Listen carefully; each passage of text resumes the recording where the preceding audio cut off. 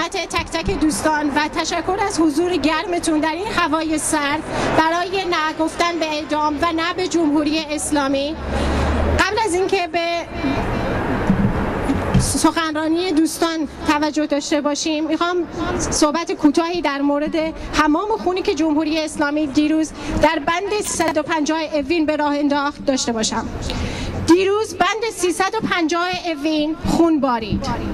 جمهوری اسلامی در اقدامی بیشرمانه، غیر انسانی، خشن و غیر منتظره و البته نه چندان عجیب و غریب به بهانه بازرسی بند 350 زندان اوین بار دیگر با یورش به بی‌پناه‌ترین قشر جامعه یعنی زندانیان سیاسی و ضرب و شتم آنان عملاً ددمنشی خود را به جهانیان نشان داد.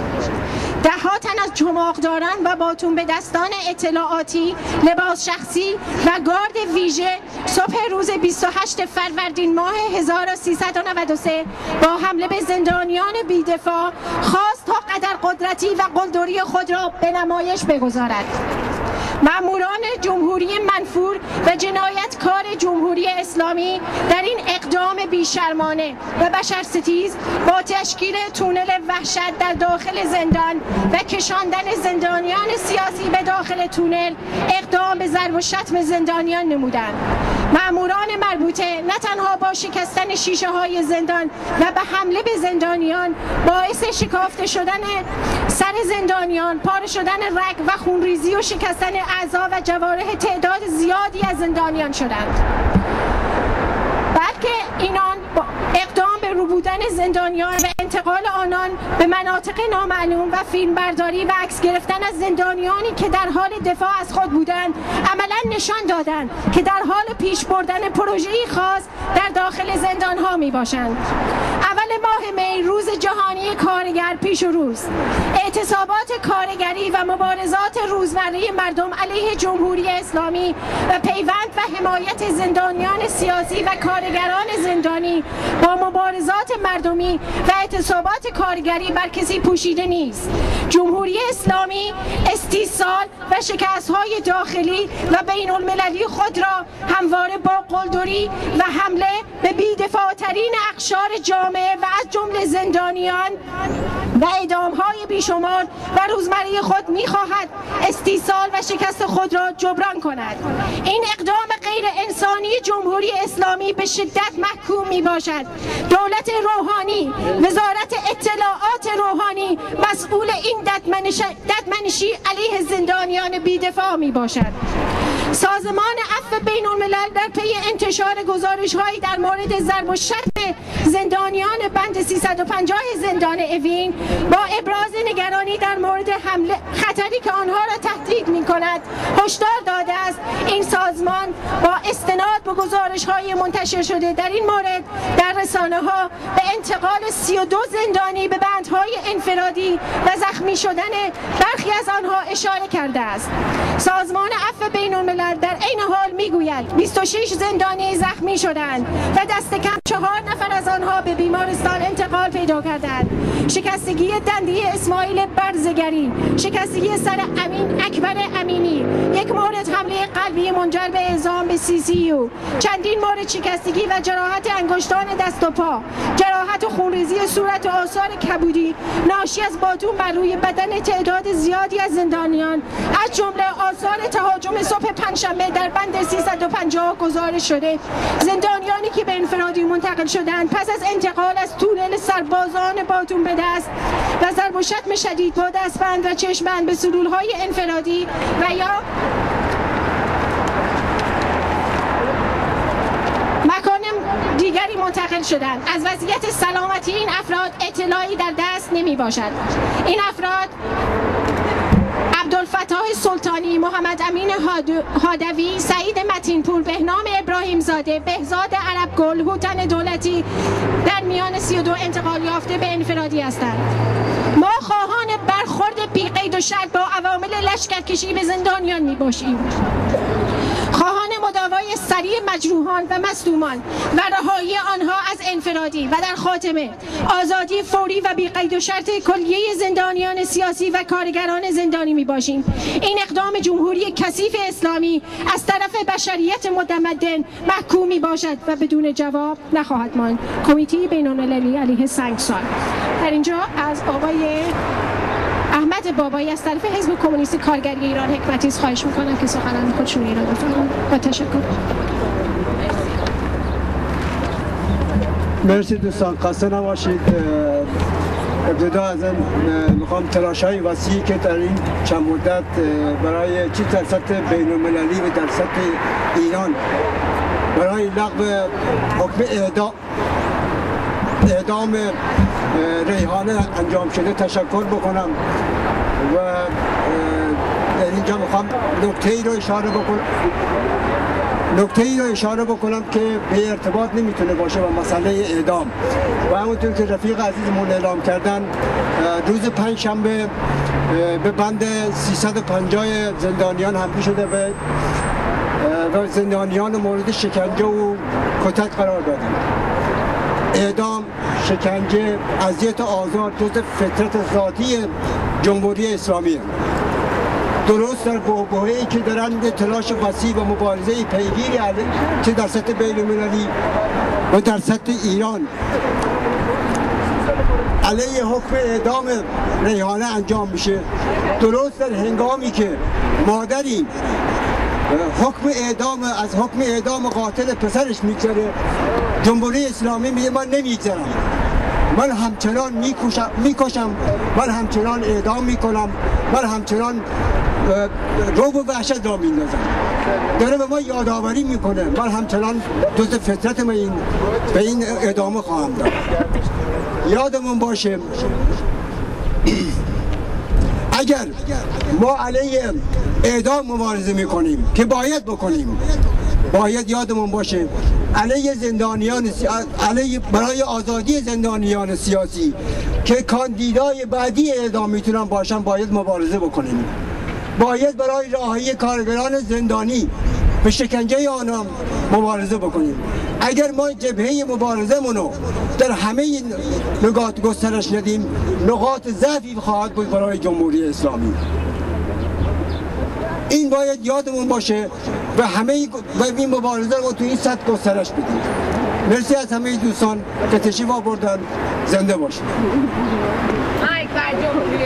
مرگ بر جمهوری اسلامی. با تشکر از احمد. مجازات اعدام جوهر از دست دادن صفات انسانی است. بحث تنها بر سر این نیست که فرد محکوم به اعدام مستحق مرگ است یا خیر. بحث این است که آیا کسی حاضر است که با کشتن انسان دیگری انسانیت و خصوصیات انسانیش را زیر پا بگذارد و به سخره بگیرد؟ آیا بشریت مدرن امروز این اجازه را می‌دهد؟ ما آگاهیم که بعضی جرایم مستحق مجازات شدید هستند، ولی آیا آنقدر آگاه و توانمند هستیم که ادعا کنیم مجرم مستحق مرگ و محروم شدن از زندگی است؟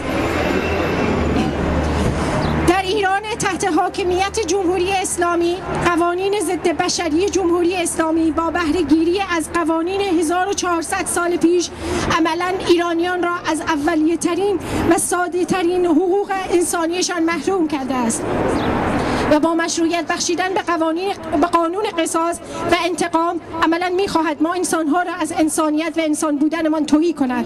ما این حق را از جمهوری اسلامی می‌گیریم. حرکت مادر مقتول زنده‌یاد حسن زاده در شهرستان نور تو دهنی محکمی به جمهوری اسلامی است و پیام این مادر که من از وقتی که از قصاص گذشتم به آرامش رسیدم خود حاکی از آن است که ما انسان بودن و انسانیتمان را پاس می‌داریم. نفر بعدی هادی از طرف حزب کمونیست کارگری ایران. دوستان منم به همتون خسته نباشیم میگم و از همه دوستان و رفقایی که تو این چند روز به طور واقعی زحمت کشیدن، به ویژه مهوش الاسفندی، بیژن فتحی، نهاد مادران و علیه اعدام و همه دوستان و رفقایی که بالاخره تو این چند روز اینا رو اینجا تنها نذاشتن و به نظر من علیرغم این که یک بعد این پرونده ریحانه جباری به شدت ناراحت کننده و تاثیرگذار روی شرافت و حیثیت و حرمت تک تک انسان ها، ولی با این همه نیروهای رادیکال جلو اومدن و به نظر من این بهونه‌ای شد که به هر حال ما بتونیم نفس مجازات اعدام و قصاص رو به عنوان یک قانون از قانونی که متعلق به واقعا عصر حجر و به اصطلاح زمانی بوده که وحشیانه ترین قوانین رو در مورد انسان ها اعمال کرده بودن رو، قانون قصاص رو به چالش بکشیم و پاسخ بسیاری از منتقدان خودمون رو بدیم که دفاع می‌کردن توی این پروسه از حق و حقوق خانواده مقتول. ما به عنوان نیروهای رادیکال جلو اومدیم و اعلام کردیم که هیچ کسی در دنیا، هیچ آدم شریفی از قتل نفس و کشتن یک انسان به دست انسان دیگه دفاع نمی‌کنه، ولی این بسیار وحشیانه و ضد انسانیه که شما بیاین و اسلحه رو بدین دست خانواده مقتول که عزیز خودش رو از دست داده و از اون بخواین که در این مورد قضاوت بکنه. ما از روز اول گفتیم که این قانون غیر انسانیه، این قانون رو به چالش کشیدیم و علیرغم این که به خانواده مقتول حق دادیم و با این همه اعلام کردیم که راهش این نیست، جمهوری اسلامی ریشه و مبدأ و منشأ اساس تمام جنایت ها و قتل ها و دزدی ها و کثافتکاری هایی هست که در جامعه انجام میگیره و در هر حال تونستیم با این گام به نظر من این نیروها رو به چالش بکشیم و اعلام بکنیم که به هر حال دشمن واقعی، عامل اصلی تمام این مصائب و بدبختی های جامعه ایران جمهوری اسلامی هست و همه نشانه ها و سلاح ها و علائم باید به طرف جمهوری اسلامی گرفته بشه. جمهوری اسلامی هست که با قوانین زمان بربریت خودش مثل اعدام و قصاص و سنگسار وحشیگری و بدبختی رو به جامعه ایران تحمیل کرده و در درجه اول این سیستم هست که با تمام سیستم قضایی جنایتکارانه و ضد انسانی خودش باید به زیر کشیده بشه. امیدوارم این کمپین بتونه پیش بره و تا نجات ریحانه به طور واقعی ما به فعالیت‌ها و تلاش‌های خودمون ادامه بدیم و در این حال از این 120,000 امضایی که جمع شده و هنرمندان و ورزشکارانی که به هر حال به عرصه اومدن و مخالفت خودشون رو اعلام کردن با نفس مجازات اعدام، بتونیم این رو گام مثبتی بکنیم، دستاوردی بکنیم برای پیشروی‌های آیندهمون تا بتونیم همونطوری که به نظر من تونستیم با اعتراضات خودمون سنگسار رو علیرغم اینکه جمهوری اسلامی هنوز سر کار هست ولی سنگسار رو در سیستم قضایی و قانونی جمهوری اسلامی به بنبست بکشیم، امیدوارم بتونیم به همین شکل مجازات اعدام رو هم به پایان برسونیم و نقطه ختمی بذاریم به این نوع قوانین عصر بربریت. خیلی ممنون، تشکر. مرگ بر جمهوری اسلامی. مرگ بر جمهوری اسلامی. زنده باد زندگی. زنده باد زندگی. مجازات اعدام بیانگر قدر قدرتی مطلق دولت است. دولتی که قرار است خود امین و حافظ جان شهروندانش باشد چطور دست به کشتار انسانها میزند؟ چه کسی میخواهد جوابگوی این تناقض باشد؟ با لغو مجازات اعدام میتوان نقطه پایانی به قدر قدرتی و قلدرمآبی دولت ها گذاشت. سخنران بعدی ما رحمان نژاد از حزب کمونیست ایران.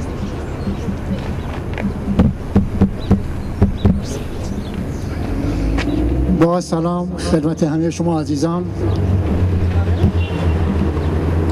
جای بسیار تأسف است که جمع میشیم علیه پلیدترین برخورد انسانی که تو جامعه ایران و کشور اسلام زده ایران علیه اعدام میخوان صحبت کنیم. جای بسیار تأسف است که از اهمیت زندگی کردن و زنده موندن داریم صحبت میکنیم.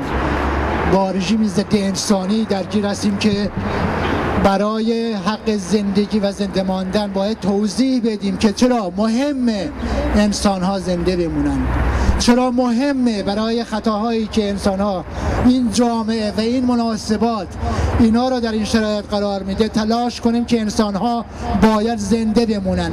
در قرن 21، در قرن دنیای اینترنت، در قرنی که فکر میکنن پیشروی و تکنولوژی و پیشرفت علم به اینجاها رسیده، باید تلاش کنیم توضیح بدیم که چرا زنده موندن مهمه، توضیح بدیم که چرا اعدام یک عمل زشت ضد انسانیه، یک عمل قبیحه، یک اعدام، یک کشتن عمدیه که طبق قوانین اسلام، طبق قوانین ضد انسانی سرمایه‌داری هم تو بیشتر کشورها این اتفاق داره روزمره میفته. تو همین چند روز گذشته شاهد رویدادهای بسیار شیرین و در این حال بسیار تلخی تو ایران بودیم. سمکو خورشیدی در این بحبه اعدام میشه 2 روز قبل تو زندان کرمانشاه. 2 زندانی کرد دیگه حکم اعدامشون صادر شده. ریحانه حکم اعدامش صادر شده و منتظره که هر دقیقه حکمش به اجرا در بیاد.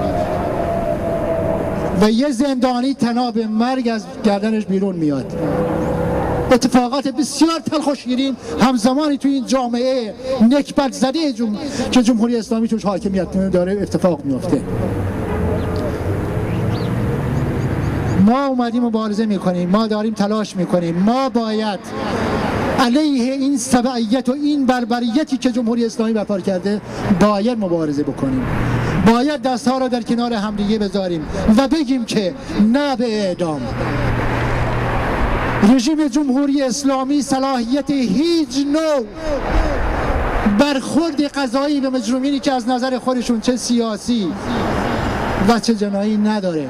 این رژیم از اون تباهکارتره که بخواد در مورد عدالت تو این جامعه بخواد صحبت کنه و دستگاه قضاییش خودش زیر سواله. باید یه روزی تو دادگاه‌های مردمی تمام اینها باید حساب پس بدن. لشکر وحشی جمهوری اسلامی به زندان‌های 350 تو زندان اوین حمله کردن. در اوج زبونیت من فکر میکنم در بیش از هر چیز نشانه وضعیت روحی وخیمی این رژیم توش درگیره که در بحبوحه تمام مشکلات اقتصادی و سیاسی بهش درگیره، به زندان‌هایی که در بند هستند و هیچ امکانی ندارند و در اسارت مزدوران اسلام هستند، به همین زندان‌ها داره حمله میکنه. این نشانه قدرت نیست. قبل از هر چیزی اینا از لحاظ روانپزشکی این رژیم در شرایط روحی خوبی نیست. حمله کردن به کسی که در بند در اسارت خودته، لشکر کشی کردن به زندان اوین برای انسان‌هایی که برای انسانیت، برای دفاع از کارگر، برای دفاع از زحمتکش، برای دفاع از آزادی در زندان به سر میبرند. این ترس رژیم از همین کسایی که همین امروز هم تو اسارت خودشون قرار گرفته. این نشانه ضعف رژیم، نشانه قدرت نیست. جامعه ما پیشاروی یک وضعیت سیاسی بسیار وخیمی قرار گرفته. از همه انسان‌های مبارز و شرافتمند، از همه انسان‌های کمونیست و آزادیخواه، از همه کارگران و زحمتکشان می‌خواد که برای یک مبارزه متحد، چه علیه اعدام، چه علیه سنگسار، چه علیه دستگیری، چه علیه شکنجه و در یک کلام برای سرنگونی رژیمی که مبانی تمام بدبختی‌هایی که این جامعه مردم ما درگیرش هست، در شرایطی که به درستی بهش اشاره شد، به استقبال اول ماه مهر روز جهانی کارگر می رویم. فشار روی کارگران زندانی، فشار روی کارگران فعال، رهبران کارگری برای اینکه از برگزاری وسیع اول ماه مهر جلوگیری شود. از همین الان رژیم شروع کرده. ولی کارگران مبارز و فعالین سیاسی و کمونیست‌ها چه در خارج و چه در داخل تسلیم این شرایط مضطرب نشدند. 35 سال رژیم جمهوری اسلامی با نهایت تبعیت و بربریت خود در سرکوب این جنبه ها تلاش میکنه، ولی نتونسته کاری از پیش ببره. نه زندان، نه شکنجه، نه اعدام، نه دستگیری. هیچ کدوم از اونا از روحیه مبارزاتی که امروز تو این جامعه هست جلوگیری نکرده و هر روز نفرت و خشم علیه این رژیم بیشتر میشه. از این رو این شرایط از ما میخواد، از انسانهایی که تعهد دارن به نسبت جنبش‌های اجتماعی، که بتونیم در کنار همدیگه در پشتیبانی از این مبارزات، در پشتیبانی از کارگران زندانی، از فعالین سیاسی، از تمام کسانی که در سیاه‌چال‌های جمهوری اسلامی سر میبرن، برای آزادیشون مبارزه بکنیم، برای آزادیشون، برای آزادی این جامعه از دست رژیم نکبت جمهوری اسلامی باید در کنار همدیگه باشیم. اینها احتیاج به ما دارن. هر تک صدایی هم میتونه تأثیر خودش رو داشته باشه، هر تک اعتراضی هم میتونه تأثیر خودش رو داشته باشه. اگر اینطور نبود، چرا به زندان 350 اوین حمله شدید؟ چرا؟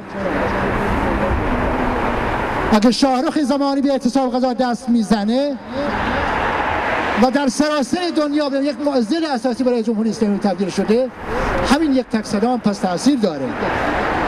پس ما راهی جز یک مبارزه وسیع و متحدانه علیه تمامیت جمهوری اسلامی نداریم. تمام این مسائلی که اتفاق افتاده عوارض حضور یک رژیم ضد انسانی و یک کشور اسلام زده است که ایران اسمشه. این مبارزات و این فعالین و این عزیزانی که امروزه در زندانهای جمهوری اسلامی به سر میبرند احتیاج و نیاز به پشتیبانی جهانی ما دارند. ما باید بتونیم از اینا دفاع کنیم. ما باید صدای اعتراض و خاموش اینها را در زندانها به تمام دنیا برسونیم. خواهان آزادی بی قید و شرط تمام فعالین کارگری و زندانیان سیاسی باشیم. خواهان لغو حکم اعدام در ایران باشیم، خواهان لغو حکم سنگسار باشیم. اینها عملهای زشت و ضد انسانیه که فقط از چنته رژیم سرمایه‌داری اسلامی ایران میتونه بیرون بیاد. ما علیه تمام این بی‌عدالتی هستیم. ما خواهان آزادی همه انسان‌های شریفی هستیم که برای دفاع از آزادی و انسانیت امروز در زندان به سر میبرند. زنده باد آزادی، مرگ بر جمهوری اسلامی. مرگ بر جمهوری اسلامی. با تشکر از رحمان نجات. اعدام ننگ بشریت است. بشریت قرن 20 نباید توهین به کرامت نباید توهین به کرامت انسانی را بپذیرد. مایه شرم است که بپذیریم شهروند کشوری باشیم که قانون قضاییش مجازات اعدام را به عنوان یکی از ارکان اصلی برقراری عدالت در جامعه به اجرا می‌گذارد. باید علیه این عمل شنیع و غیر انسانی همه با هم بپاخیزیم. نه به اعدام. نه به اعدام. نفر بعدی نسترن از طرف سکولارهای تورنتو. با تشکر.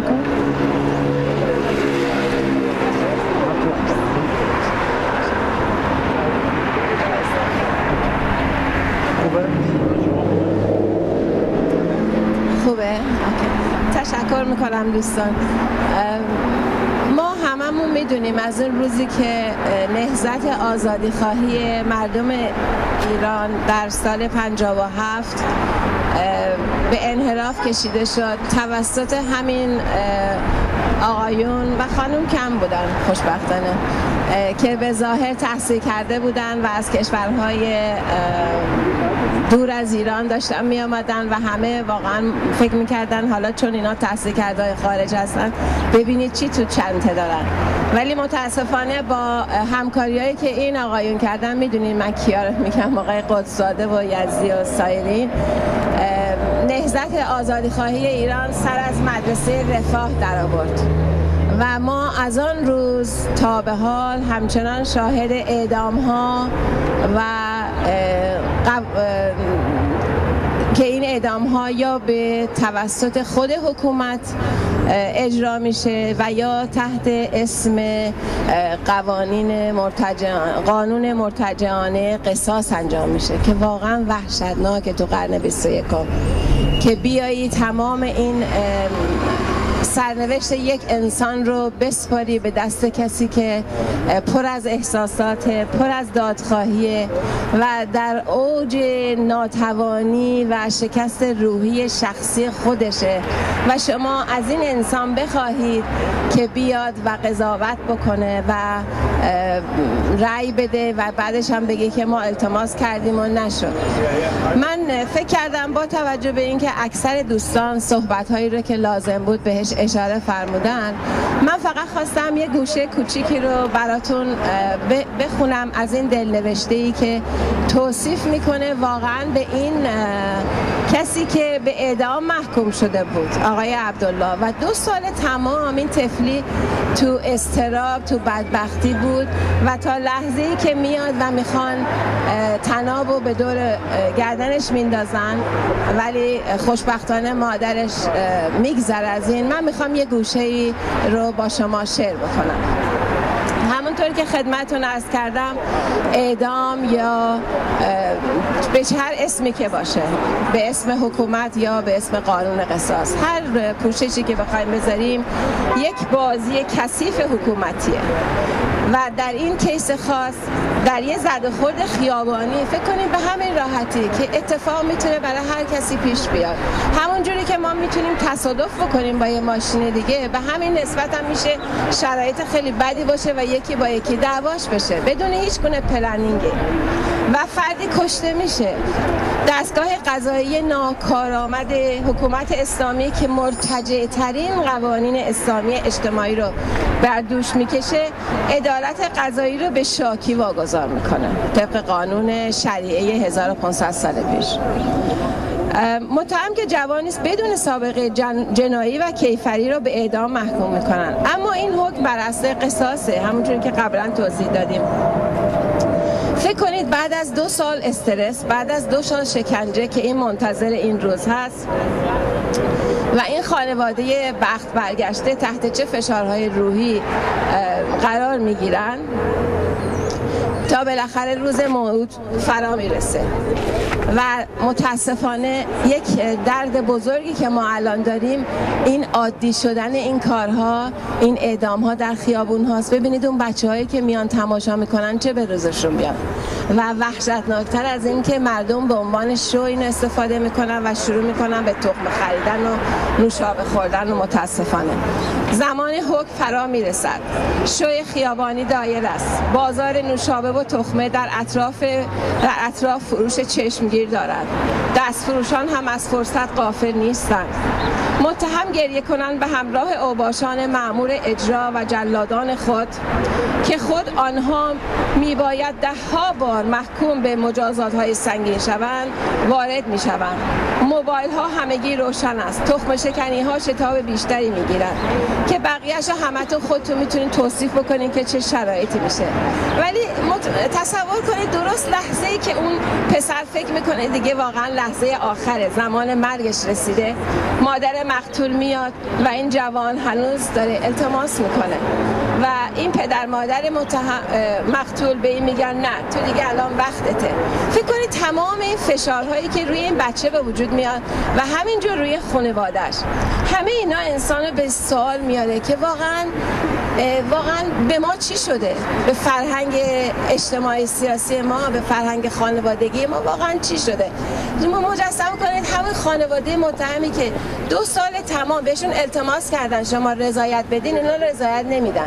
تا لحظه آخر این خانم میاد سیلی محکم میزنه رو صورت این پسر، ولی چند دقیقه بعد با همدیگه عکس یادگاری میندازن.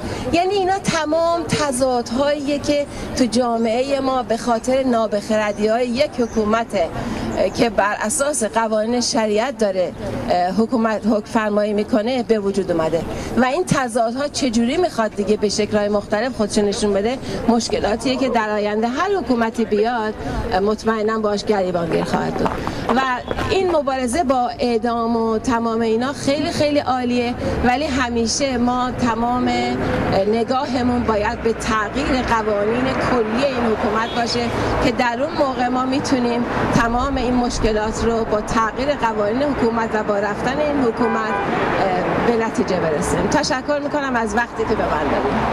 سردتون باد. مرگ بر جمهوری اسلامی. با تشکر از نسترن. اینجا اسامی زندانیان مجروح شده بند 350 رو داریم که اسامیشون رو براتون میخونم تا یادی از این عزیزان شده باشه و دفاع و حمایت خودمون رو از اونها اعلام کنیم. امید بهروزی، پارگی عروق دست، انتقال به بیمارستان طالقانی. اسماعیل برزگری، شکستگی قفسه سینه، انتقال به بیمارستان. اکبر ارمینی ارمکی، شکستگی سر.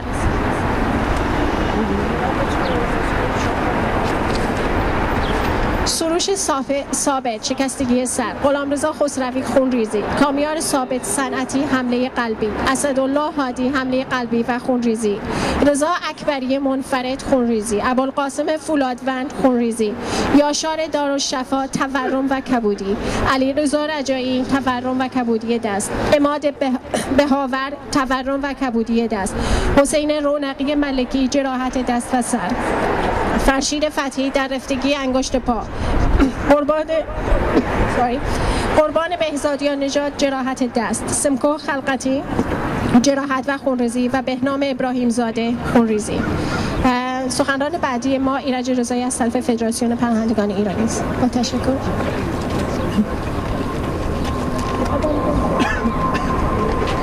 خسته نباشید دوستان. من خیلی کوتاه صحبت میکنم. دوستان یه مقدار از صحبت‌ها رو کردن و کلاً مسئله اعدام مسئله‌ای که توی ایران و توی کل دنیا به نظر من مسئله سیاسیه، از کسی که اسمشو میذارن جنایی تا خود سیاسیون که توی زندان الان و سالهای قبل با مسئله اعدام روبرو بودن. مسئله جنایی وقتی مطرح میکنن در رژیمی زندگی میکنیم، از رژیمی صحبت میکنیم که آزادی به گروگان گرفته شده، نون مردم به گروگان گرفته شده، فقر، فحشا، بیکاری، گرانی، همه اینا کولاک قوقا میکنه و در این میان کارگرایی که حقوق نگرفتن و از این طرف فشار زندگی، فشار جامعه، فشار دولت مجبور میکنه که انسان‌ها به کارهایی که نباید دست بزنن و در این کشور ممنوع اعلام شده دست بزنن.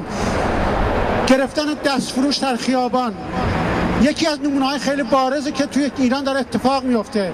خیلی ساده است. یک انسان داره این نونی در میاره، توی خیابون دستگیرش میکنن، بساطشو به هم می‌ریزن، فردا میره معلومه که دزدی میکنه، فردا میره به خاطر نون بچه‌ش هزار تا کار دیگه میکنه و در این میاره جمهوری اسلامی به خاطر که زهر چشم بگیره از جامعه، به خاطر اینکه سیاسی اینا رو نشون بده و نشون بده که جامعه‌ای که بلند شده، سر بلند کرده، میخواد نابود کنه، میخواد بخوابونه قائله رو، اعدامو میاره جلوی اینا قرار میده. من میخوام بگم هر اعدامی در ایران سیاسیه. هر حرکتی که جمهوری اسلامی میکنه علیه کوچکترین چیزی که توی ایران اتفاق میفته، از خیابونش گرفته از کوچه ها و داخل زندان، حرکتش سیاسیه. برمیگردم به حرکت جدید جمهوری اسلامی که حمله کرده توی اوین به زندانیان سیاسی و خواسته اینا رو در از سرکوب کنه.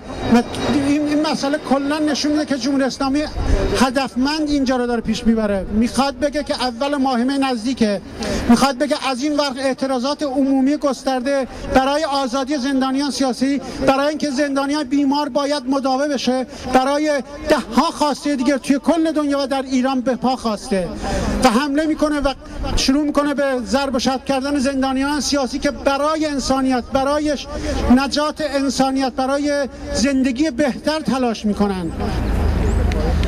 حمله جمهوری اسلامی به زندانها از ضعف اون شکله، از ترسش، از وحشتش، از نگاهش به خیزش مردم تو خارج کشور و داخل کشور، از لحظه لحظه نزدیک شدن عمر کثیف نظام جمهوری اسلامی نشأت میگیره. دوستان، ما اینجا جمع شدیم به که جمهوری اسلامی بگیم ما مخالف اعدام از هر نوعش هستیم، از هر نوعش که اعدام سیاسیه. ما اینجا جمع شدیم که بگیم حق نداره جمهوری اسلامی با حملهش به زندانیان سیاسی توی اونجا رعب و وحشت به وجود بیاره و نمیتونه رعب و وحشت به وجود بیاره. زندانیان سیاسی از داخل ایران پیام میدن، زندانی سیاسی از داخل ایران برای اول مهمه، برای هزار تا اتفاقی توی جامعه داره اتفاق میفته نظر سیاسی میدن، پیام میدن، حمایت میکنن.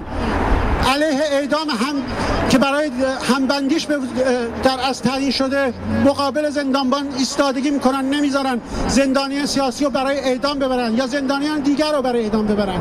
جمهوری اسلامی میخواد اینو بشکنه و ما اعدام میکنیم، ما اعلام میکنیم که در مقابل اون وا میستیم و تا نابودی جمهوری اسلامی میستیم و شعار اصلی ما اینه که نه به اعدام، زنده باد، زنده باد آزادی، زندانی سیاسی آزاد باید گرده و نابودی جمهوری اسلامی شعار ماست. ممنون. با تشکر از ایرج رضایی و خسته نباشید شما دوستان. سخنران بعدی ما مهوش الاسفندی از طرف نهاد مادران علیه اعدام باشه.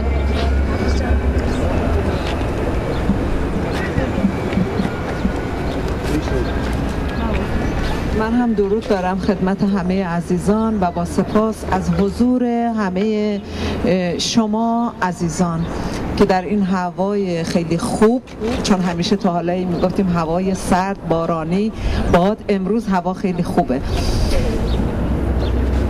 در رابطه با اتفاقاتی که این مدت افتاده در رابطه با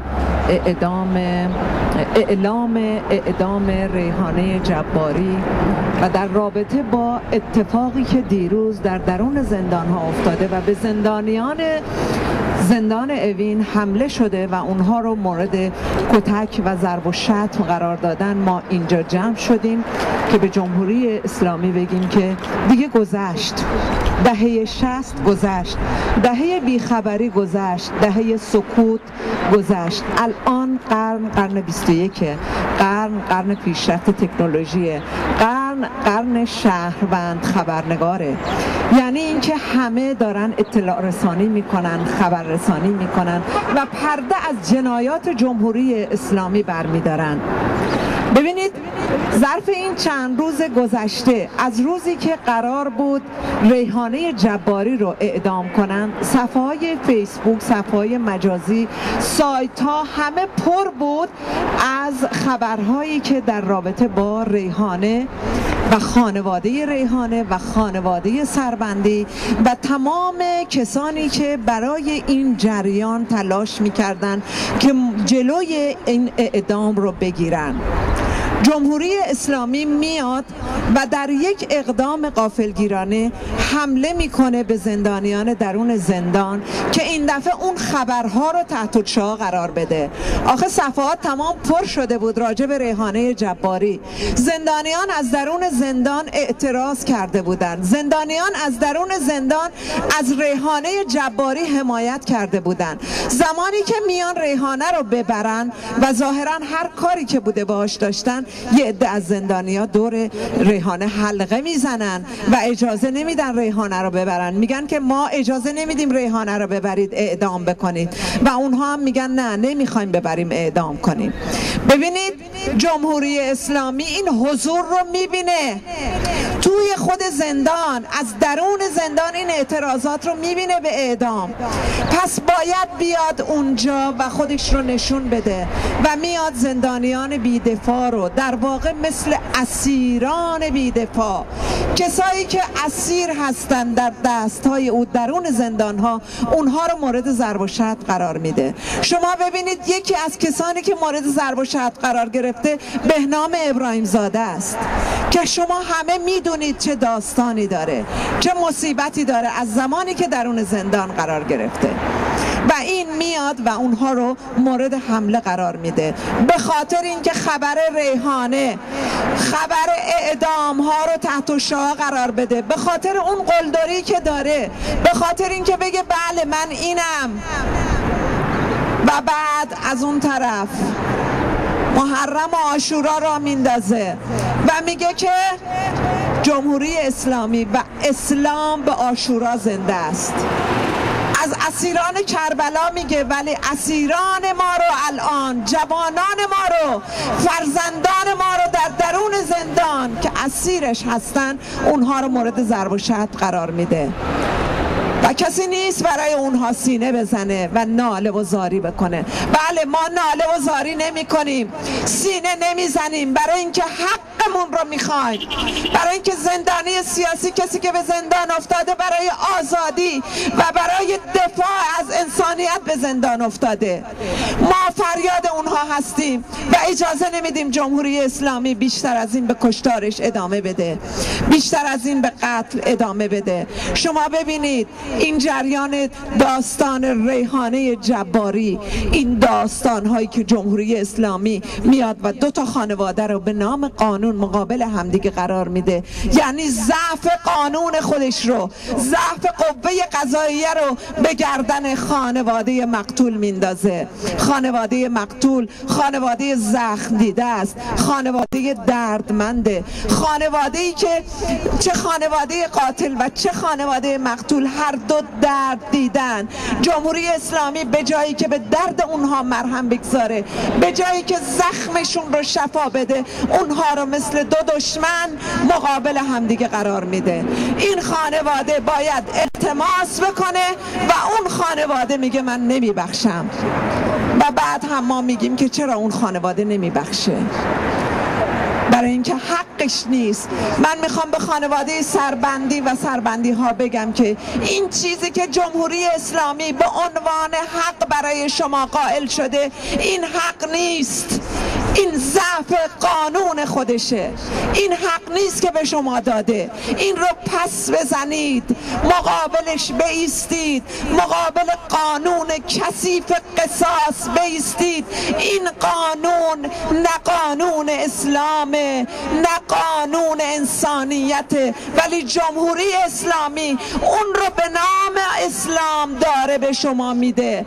به شما میخواد بگه که این قانون از طرف خدا اومده، خدای نادیده، خدایی که خامنه ای خودش رو نماینده اون میدونه بر روی زمین و میخواد به اسم اون خدای نادیده، به اسم اون خدایی که من نمیدونم کجا قرار داره و این چیزها رو نمیبینه. ببینید دیروز یک خانمی رو که عمر 60 سال ازش میگذره، از این 60 سال 17 سال رو درون زندان بوده، آوردن برای اعدام. 2 دقیقه از زمان اعدامش بر بالای دار گذشته و بعد از بالای دار اون خانم رو آوردن پایین و حکمش رو به تعویق انداختن. این یعنی چی؟ این یعنی ضعف اون قانون کثیف جمهوری اسلامی، یعنی ضعف قوه قضاییه، یعنی ضعف خامنه ای سر تمام این قضایا. ما باید به دنیا بگیم که خامنه ای مسئول تمام این جنایاته، خامنه ای و قوانین عصر حجریش مسئول تمامی این جنایاته، چه قانون اعدام، چه قانون قصاص، چه شکنجه، چه ضرب و شتم اسیران در درون زندان. تمام اینها مسئول شخص خامنه ای و قوانین عصر حجریشه و شما بعضی ها میان میگن قصاص قصاص. نخیر، تمام اینها طبق دستور و فرمان شخص خامنه ای و اون روحانی بنفشه. سپاسگزارم از حضور همه شما. مرگ بر خامنه ای! زنده باد زندگی! زنده باد زندگی! دوستان خسته نباشید. من فقط 2 تا انانسمنت دارم اینجا. اول ماه مه، در پیش از روز اول ماه مه یه تظاهرات سراسری هست که توی دانتان هر سال میریم. تمام نیروهایی که به اصطلاح نیروهای چپ ایرانی با هم مشترکاً شرکت میکنن و از طرف نیروهای کانادایی هم سعی کنیم که اول ماه مه، می دی، روز جهانی کارگر را در کانادا هم جا بندازیم. این یکی. دوم این که مجموعه نیروهای چپ کمونیست ایرانی اتحادیه‌اش تو شهروند هست. اینجا دوستان پخشش کردن روز 3 ماه مه توی تورن هیل کامیونیتی سنتر 7755 بیویو اونجا برنامه دارن. از همتون دعوت میکنم حتما تشریف بیارید. جشن اول ماه مه روز جهانی کارگر هست و هم سیاست هست و هم تفریح. خیلی خوش آمدید. دوستان کسی دیگه ای نیست که صحبتی داشته باشه؟